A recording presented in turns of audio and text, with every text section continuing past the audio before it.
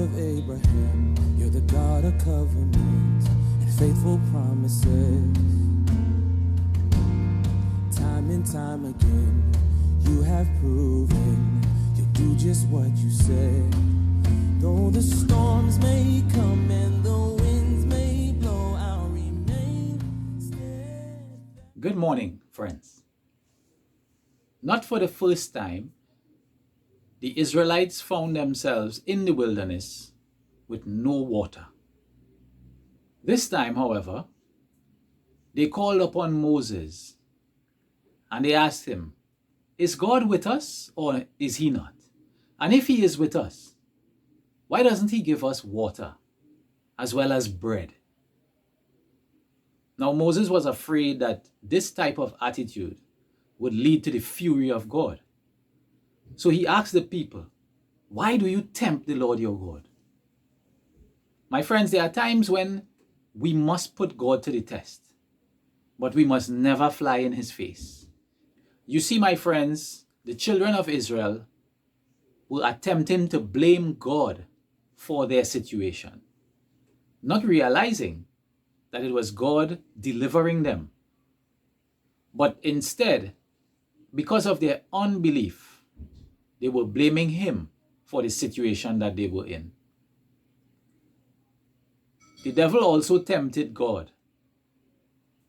In the book of Matthew, we read where he said to Jesus, "If you are the Son of God, then throw yourself down, because God will take care of you." And many times we have a similar attitude, and it leads to presumptuousness, where we do things and we believe that if God is with us, he will take care of the results. And we make terrible mistakes.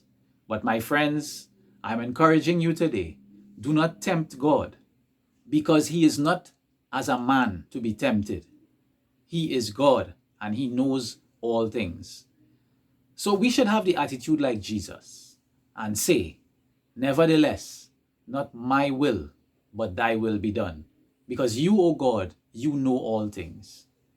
The story goes on to say that God told Moses to take his rod, the same rod that he used to part the Red Sea and to turn the river Nile into a bloody pool, and use that rod to strike a rock, and water came gushing from that rock. And once again, God supplied the needs of his people. You see, my friend, the lesson here for us is that all we need, we find in God. And we must not doubt him. We must not fly in his face. We must not tempt him by our unbelief and presumptuousness. My friends, I encourage you today, continue to be faithful and trust in God, because he is our mighty deliverer. Have a blessed day. And remember, Christians represent Christ. You're faithful and true, though the storms may come and the winds